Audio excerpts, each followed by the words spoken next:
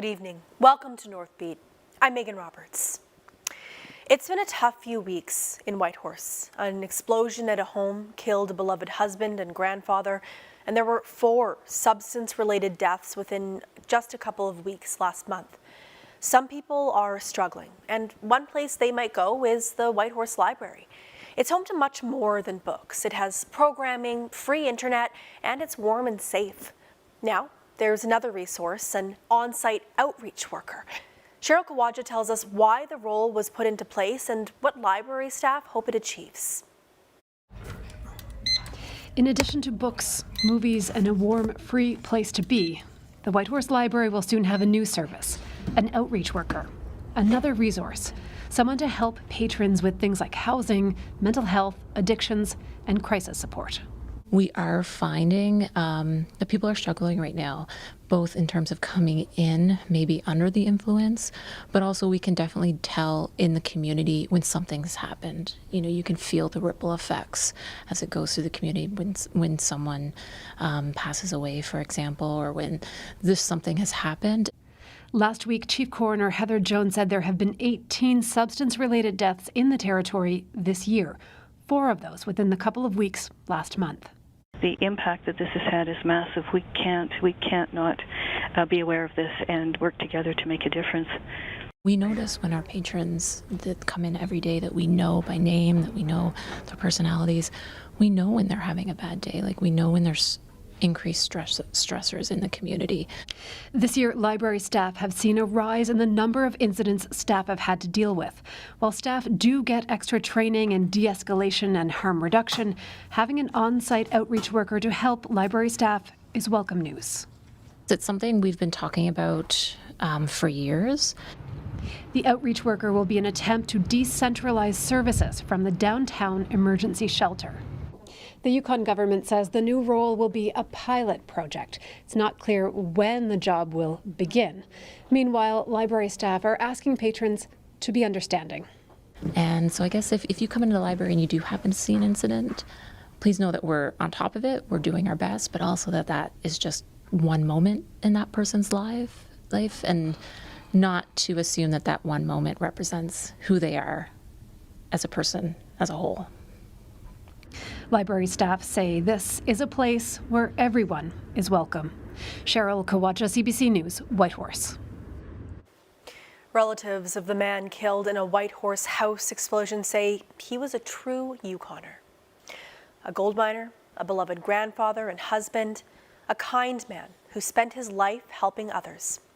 David Gould died Tuesday morning when his neighbor's house exploded in the Riverdale neighborhood. His granddaughter, Ashley Lewis, told CBC he was the most selfless and loving person she knew, and his 37-year-old marriage to her grandmother was an inspiration for what true love looks like. Family members told us his death is a huge loss for the community. More than a dozen homes were damaged by Tuesday's blast, which is still under investigation. Today is the anniversary of the execution of Louis Riel in 1885. There were several events today. This one was held at his grave in St. Boniface, a neighborhood in Winnipeg, Manitoba. The Red River Rebellion led by Riel was pivotal in Manitoba entering Confederation. And last month, the new provincial government said one of its first acts would be to designate Riel as Manitoba's honorary first premier. Riel was executed 15 years after Red River, convicted of treason for leading the ill-fated Northwest Rebellion in what is now Saskatchewan. It's been 6 months since the NWT government booted Fort Resolution's Hamlet Council and put a municipal administrator in charge. The government said at the time that the Hamlet Council was unable to meet its financial obligations. So how is that process moving along? Carla Ulrich tells us. The administrator's first priority is figuring out the current financial situation and providing stability to staff. That's according to a spokesperson from Municipal and Community Affairs. Then they'll be finishing outstanding financial audits that weren't done by the previous council. Only then can they start work on a plan to recover from a deficit that could be in the millions of dollars. And Macca says at this point, it's impossible to pinpoint an end date. Denanukwe First Nation Chief Louis Balsley was a member of the Hamlet Council when it was dissolved. He still isn't happy with how the takeover was handled. We became in debt in 2017, and from there we couldn't get out of debt. MACA kept on funding our community. Then they turned around and blame it on us as councillors in our community. He said he's been against Fort Resolution becoming a hamlet from the beginning, and once MACA has completed the administration process, he wants to see the hamlet dissolved. By the two bodies working together with the Métis and the First Nation is like we can dissolve the hamlet and become one style of government where you're dealing with hamlet issues together. The two bodies can come together as a council and meet on the issues of hamlet. That's what I'm looking at. MACA says it would only be possible to dissolve the hamlet once all of its debts are paid, but they're still establishing exactly how much is owed and working on a debt recovery plan. Therefore, a governance change would not be possible at this time. Carla Ulrich, CBC News, Fort Smith. This past fire season was the worst on record, and not just for the Northwest Territories. The entire country was besieged by wildfires, and before the worst of it hit the NWT, it hit Alberta hard. That province also saw a record-setting burn season. Now, as it gears up for the next time, the province has added a new tool to its firefighting arsenal. Julia Wong looks at how it works and what it could mean for the future.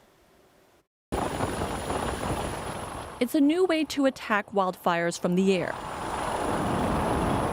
This nighttime firefighting helicopter has different lighting inside and outside of the chopper, so the pilot and crews can wear night vision goggles. That allows teams to better navigate and see active parts of a fire in the dark.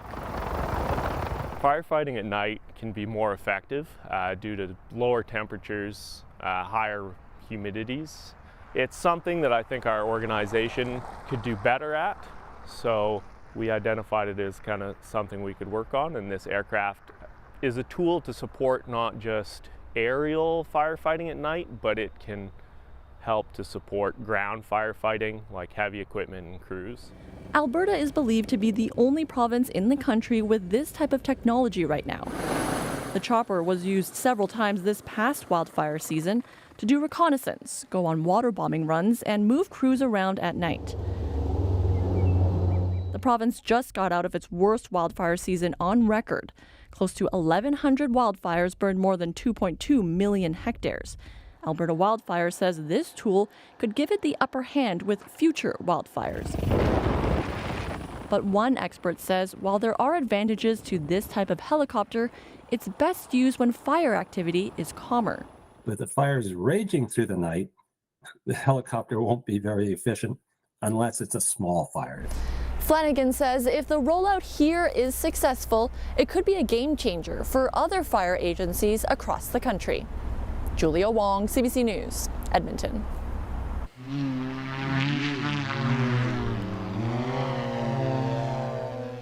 Here's another new flying technology to take a look at. This craft doesn't need a runway to take off or to land. It's called a black fly. It takes off and lands vertically, as you saw there. It's almost the same way that a helicopter takes off and lands. Raven Recycling in Whitehorse is not closing its public recycling drop-off yet, but that is on the table if the city doesn't come up with a solution. Right now, the organization runs the only drop-off program in the city. Rafsan Farouk Jugal reports. Raven Recenter is pausing its plans to stop taking household recyclables from residents in Whitehorse. But that doesn't mean the program is saved. You know, and when the city says no to a curbside, we were here in 2015. We were at exactly this place in 2015, and the city tendered out a contract for curbside, and then they withdrew it in the last hour, and Raven came back and said, okay, we'll be the public drop-off. We're not doing that this time. Ash Thorne says many in the community are not recycling because it is not accessible to them. But a curbside pickup could change that, and she says the city has to play a defining role. They're already doing garbage and compost, so why not also collect recycling? Raven Recycling say they're waiting till Whitehorse City Council votes on a new budget, which we understand to take place in January or February. Should the Blue Bin budget vote not pass, we'll go back to closing the public drop-off immediately. If the vote passes, we'll work with the city to ensure there is no gap in service while they work to get their system up and running. The city said they're launching a request for information to understand the feasibility of a curbside recycling program, but it is a little too late for many. We're leaving it a bit late in the day to get all this up and running.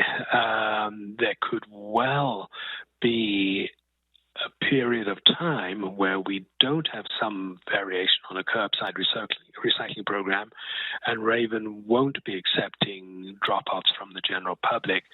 What happens then? As it stands, the city's biggest household recycling drop-off program could close early next year. The city of Whitehorse has no timeline established for if and when a curbside pickup program could be started. Robson Farouk Jugo, CBC News, Whitehorse. Plans for a massive EV battery factory near Montreal will result in the destruction of wetlands. The company behind the project is hoping to start production within 2 years.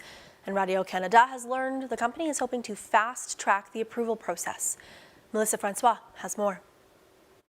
This is where Northvolt will build its plant on the South Shore. With its construction, thousands of square meters of wetlands will disappear. Wetlands are a crucial ecosystem, especially for species and much more for endangered species.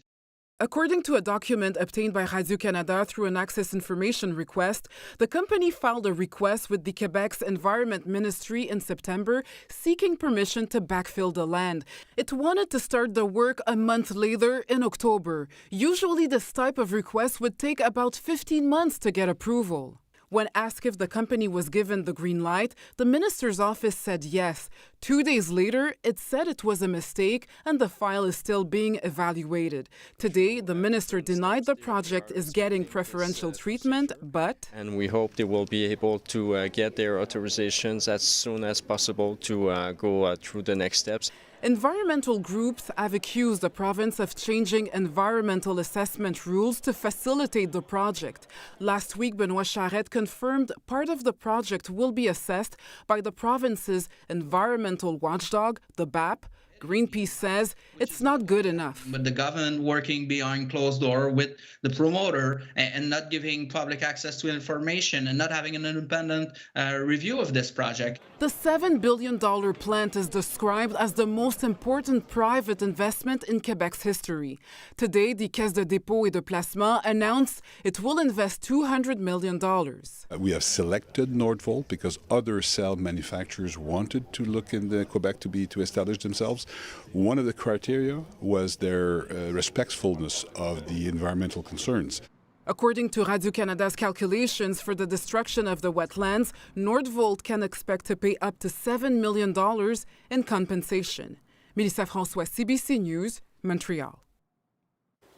A 3-day Nunavut Tourism Summit wrapped up in Iqaluit this week. The summit heard from tourism operators across the territory. It included a panel called Travel and Tourism in 2030, the Youth Perspective. It involved 4 youth from Inukshuk High School, including 17-year-old Litia Gisiak. She works with the local dog team in Iqaluit and takes tourists out on the land. Teaching them the culture and me knowing about the culture, like getting to learn it from different programs. Like I've done many youth programs and participated to learn more and more so I could further educate and spread the knowledge of our culture. The youth on the panel spoke about several topics, including wanting to see Inuit culture promoted in tourism and using social media to attract more tourists to Nunavut. A Gwich'in language program in Inuvik is calling out for more help. The Gwich'in Language Nest is an immersive daycare in Inuvik. It's looking for more teachers and to grow its class size in an effort to keep the language alive. The CBC's Des Loreen has more.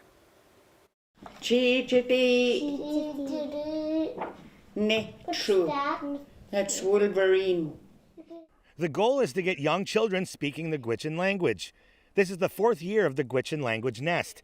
The program is a joint effort between the Gwich'in Tribal Council and the Children's First Society. Margaret Thompson is the instructor of the class. She's dedicated to sharing her language with the new generation.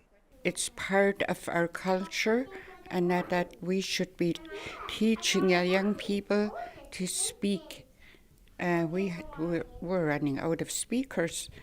So they learn, and at this age, they absorb a language so easily. It's just so easy for them.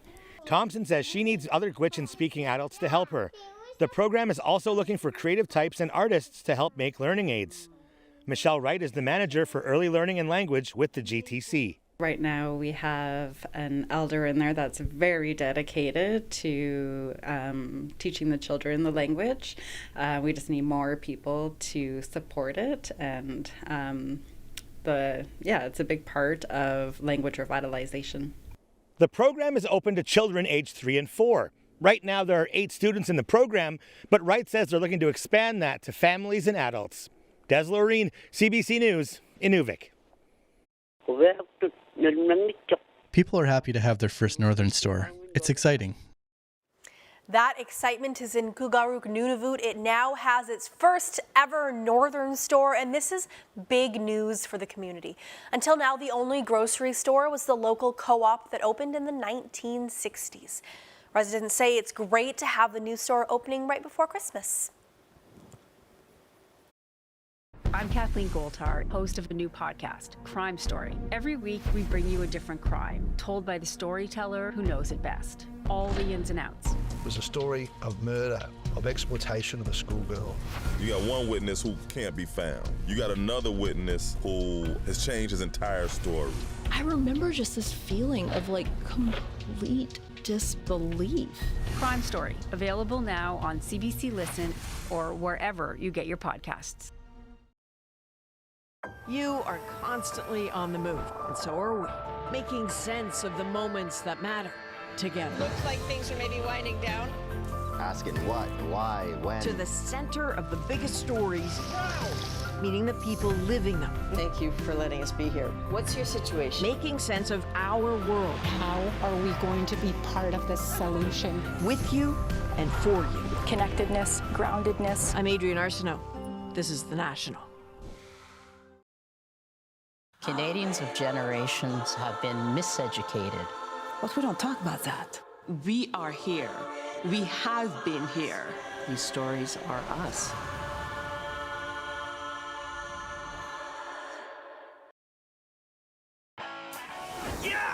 Yeah, dog! Oh, an absolute classic. All right.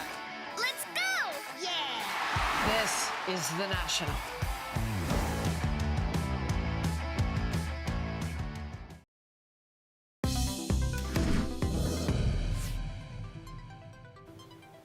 A united front in the fight to save the Chinook salmon. That is what the chief of Little Salmon Carmacks First Nation is hoping to build in Washington, D.C.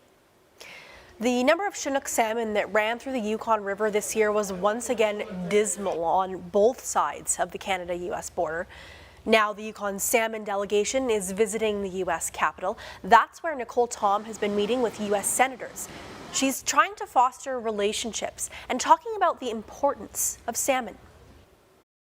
It's integral to everything that our culture is based upon. We talk about having unity and having allies, so that's what I speak to, where it's really important that we're asking Canada and the United States to champion this, and that it's integral that we work together. The delegation includes Canadian politicians, First Nations leaders, and members of the Yukon Salmon Subcommittee. Now, issues like salmon that flow across borders can be challenging to deal with. People in British Columbia see that with rivers in their province. It's been 2 years since BC was hit by catastrophic flooding, tearing up homes, livelihoods, and roads. Cities that bore the brunt of the damage say they are now more prepared to cope with another disaster. But the threat of a river in the United States looms large. Michelle Kassoub reports on the challenge of mitigating floodwaters that flow across an international border. 2 years ago, the Fraser Valley was devastated by what was called a once-in-a-century flood. Homes and highways were destroyed, and thousands forced to flee. And the water was rising and rising because of the breach and rising, and then I was told to evacuate. Since then, 17 kilometers of dikes in Abbotsford have been raised by half a meter and major breaches have been fixed. But the fear of another flood lingers. They should be doing a little bit more with and quickly. Like, we can't go through something like that again. They have to do something with the American River. The American River he's talking about is the Nooksack in Washington state. When it overflows, its floodwaters pour into the Sumas River, then cross the border into Abbotsford. Most of the time, the Barrowtown pump station keeps that water at bay. But 2 years ago, there was disaster here. We're in a much better spot than we were in 2021. And we are hopeful that that's not going to happen. The mayor of Abbotsford says the city has undertaken a major effort to fortify what it can on this side of the border. But an existential challenge is how to manage the water that is not in Canada's jurisdiction. Last month, officials on the Canadian and American sides signed a transboundary agreement to address Nooksack flooding, but it came with no monetary commitments or timeline, only a promise. I'm comfortable that right now that we will come to arrangement that will work for both countries. But I can tell you that our folks who are negotiating things now will be making sure that they have the Canadian interests in mind. Across the border in Sumas, the hardest hit American community, the mayor says he wasn't included and that not enough is being done. It was a little embarrassing, actually. You know, the leadership doesn't know that that's going on. If it were up to me, I'd be down there with a shovel right now, right? In the 1990s, a cross-border task force was formed to research solutions after the Nooksack River overflowed its banks. In the end, no actions were taken. There is hope this time will be different. Michelle Gassoub, CBC News, Vancouver. A small fishing town in southwestern Iceland is facing something many people in the NWT became all too familiar with this summer: evacuation. Almost 4,000 people have fled over fears of a volcanic eruption. Authorities are monitoring the buildup of magma underneath the community, and a series of recent quakes have people on high alert. Chris Brown has that story. The town of Grindavik is broken and scorched. Enormous fissures have opened up, caused by hundreds of tremors rattling the earth and people's nerves. There is some volcanic activity going on, very high activity, so we had to take measures and evacuate the whole town. Authorities have started to reinforce key infrastructure, such as power plants, and there's great uncertainty about when, if ever, almost 4,000 evacuees will be able to move back to their homes. Yesterday I waited on the other side for 5 hours just to go home to get some stuff. I don't think we'll ever feel safe after knowing what has happened there. A large reservoir of magma has spread out roughly 800 meters below the Reykjanes Peninsula. A small finger of lava from the same magma field broke through 3 times in recent years, creating a fiery, popular tourist attraction. And the window for a major eruption could still be several weeks away, says this volcanologist. In all cases, the earthquake activity declined just before the little dike or little finger of magma made it to the surface. So I don't think we should say now it's not going to happen. Iceland was created by volcanoes, and people have always lived with them. But this area had been eruption-free for centuries. And what's happened over the last few days has shocked people, says this journalist. I mean, we have always known that volcanoes can be pretty tricky neighbors. You know, you have to take them into account, but we are just not used to them this close to the most densely populated areas of Iceland. Icelanders founded Grindavik more than 1,000 years ago, but with the damage that's already been done, residents fear that long history may be at an end. Chris Brown, CBC News, London. Researchers are hoping clues hidden in British Columbia's highest peak could help scientists better understand the impact of climate change. Ice cores from Mount Waddington have been collected, and that very old ice is now in Edmonton. It's being stored at the Canadian Ice Core Laboratory. Researchers there now have the opportunity to analyze the ice before it's sent to an ice core facility in the U.S. Those involved with the drilling of the cores first went to Mount Waddington in 2010, and they hope this trip will reveal even more.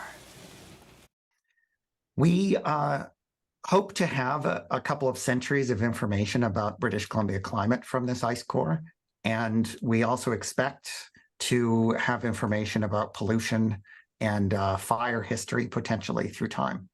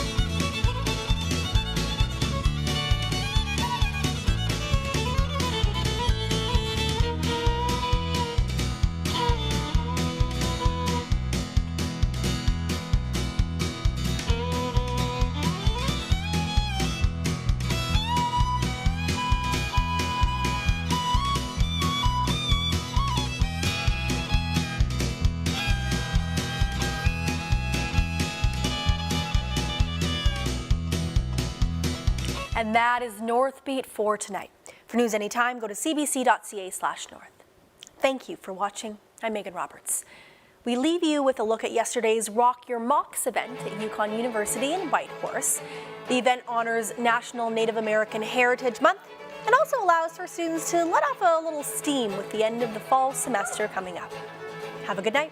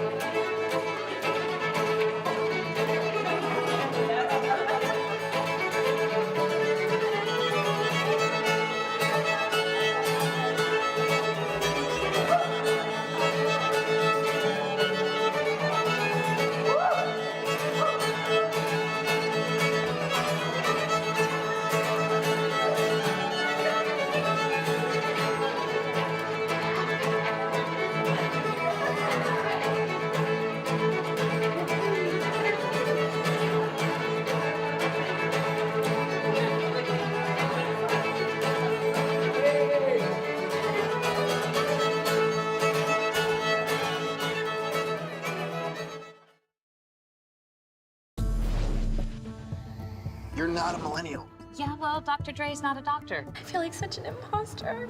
You need money to survive. He had something to hide. Try typing with your thumbs. What do you call it? It's called a BlackBerry. Huh. We call them crackberries. There's a serial killer on the loose. 2 attacks in a week. Go on. Everybody's got something to hide. We're not gonna be here forever, right? Makes me want to make some changes. Your family can't take much more. We have an incredible show lined up for you tonight. Wow!